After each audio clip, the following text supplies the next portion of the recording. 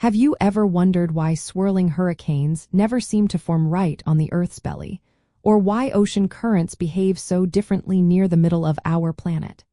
It might seem counterintuitive given how much our world spins, but there is a crucial reason behind these phenomena. The Coriolis effect, a fascinating force that influences moving objects on a rotating frame of reference, is indeed absent or effectively zero at the Earth's equator. This means that while it dramatically deflects winds and currents across much of the globe, its influence diminishes as you approach 0 degrees latitude. This absence stems directly from how the Coriolis effect works. It is fundamentally dependent on two key factors: the Earth's rotation and the latitude at which an object is moving. Imagine our planet as a spinning sphere.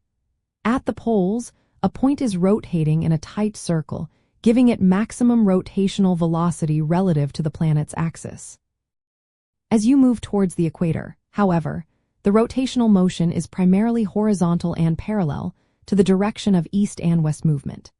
The Coriolis force arises from the horizontal component of Earth's rotation, perpendicular to the direction of motion, and at the equator, this specific component becomes zero.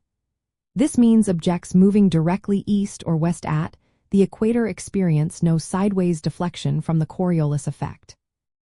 Understanding this equatorial null zone helps explain many unique weather and oceanographic characteristics. For instance, the infamous doldrums, a region of calm winds and variable weather, are common near the equator because the Coriolis effect is too weak to organize large-scale wind patterns into consistent flows. This also explains why tropical cyclones, which relying on the Coriolis force to initiate their spinning motion, cannot form within about 5 degrees latitude of the equator.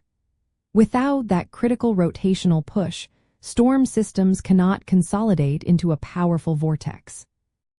This phenomenon is often described using concepts like the beta plane approximation in advanced fluid dynamics, which helps scientists model how the Coriolis effect changes with latitude.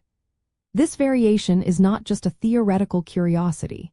It creates a dynamic barrier, essentially dividing the northern and southern hemisphere atmospheric and oceanic circulation patterns at the equator. This division leads to unique equatorial waveguides for ocean currents and impacts the Intertropical Convergence Zone, or ITCZ, the main rain belt circling the globe, influencing its seasonal migration.